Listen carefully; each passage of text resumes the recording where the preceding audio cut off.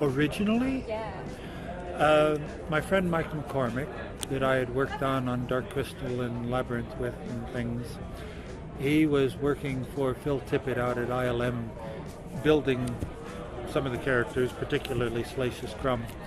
And while he was rehearsing with Cy Snoodles, nightclub singer, he lost his balance, fell off the scaffold, and broke his arm. So he called me up, knowing that I had just left the Muppets and was back in New York, sitting sadly in my apartment going, "You just left the biggest puppet company in the world, are you out of your mind?" And he said, "If you get out here to California really quick, you might be able to get a job on this movie." So I got out to California really quick, and they liked me, and I got a job on the movie. But we filmed back in the UK. Actually, I have a good story about that. Tell us. During the time I was working on the Muppets, I was going out with one of the secretaries that worked there, and we were getting on quite well, but of course international relationships, and I didn't have permission to stay working in England. She was Scottish, so couldn't come to America. And when I left the Muppets, I also left her and came to America, back to America. And when I asked them, because I was going out to California to work in Phil's workshop, and I said, "Where are we filming?" And they said, "Oh, you're filming over in the UK at EMI Studios." So I called her up and I said, "You know how we broke up?" We got married after that, basically. So personal business and film business intertwine, you see, they all intertwine. Star Wars was still quite popular by then. I mean, when we were doing it while we were working on it, it was called Blue Harvest Horror Beyond Imagination, as one of the ways to keep it secret. So there were, even back then, there were things going on so that it didn't get out. But it was much easier to keep things from getting out in those days than it is these days. It was also a lot of fun with the animatronics, because I'd come from the Muppets. They were looking to me to help them know how to do animatronics as much as anything, because Phil, who was in charge of the shop, he was into stop action animation, so that was really his area of expertise. And so they pretty much let me do whatever I wanted to do.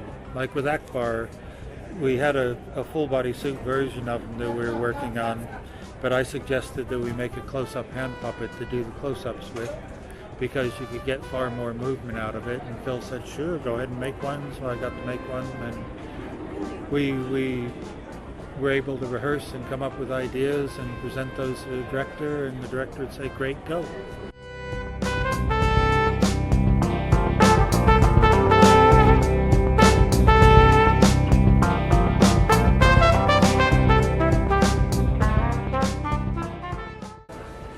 What are you talking about, internet memes? Are you mean how they pick up on his one line? Well, I'm not going to complain, because it's certainly been good for me at my little table too. Everybody needs "It's a Trap" written on their signed picture and things, so. I actually started doing it was an ancient form of puppetry called the bag puppet booth. It was an old Chinese form where you actually wore the puppet booth on your shoulders so that you could walk around. And I used to go around the northeast of America doing the shows and putting out a hat. I was busking. And I did the true story of Prince George and the Dragon, which, funny enough, a young boy, I think his name was Ben Johnson, he saw my puppet show and thought it was so good that he wrote a film script and did it for Hollywood, and it was called Dragonheart. Dragonheart. Yeah, basically, what I'd done with this script was that young George wanted to marry the princess, as all the boys do.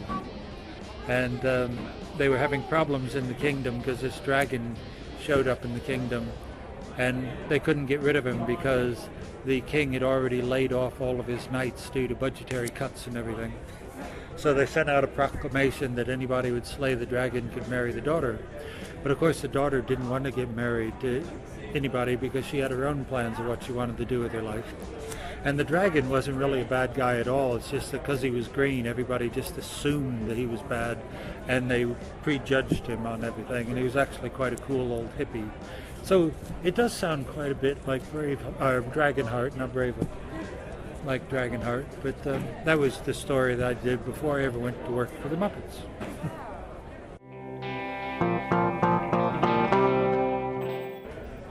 Why that? I started the university and I was going to be a graphics artist because I could draw quite well.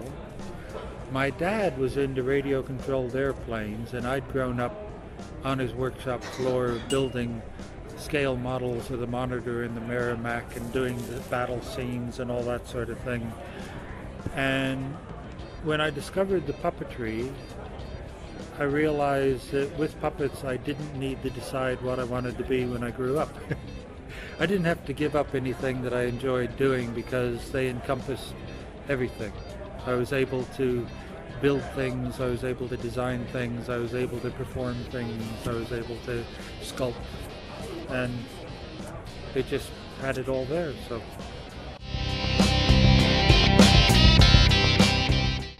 yeah, I have a very difficult commute at the moment. I have to go left out my back door and make it past the raspberries, but sometimes I have to pick the raspberries before I get up to where the tomatoes are, and then I have to pick those before I get into my workshop. I have a workshop at the back of my property because I design and build these things. And there was a guy, do you ever watch America's Got Talent? The winner this year of America's Got Talent was a British guy. I don't know why, but he found out that he didn't have to be American to audition for it, so he auditioned for it, and he won, a guy Paul Zerden. And every one of his performances that he did in America's Got Talent had an animatronic that I had made for him over the course of the last 18 years. And so he now has a 3-year deal in Las Vegas to perform 6 nights a week, and he's really worried that the old stuff I made for him is going to wear out.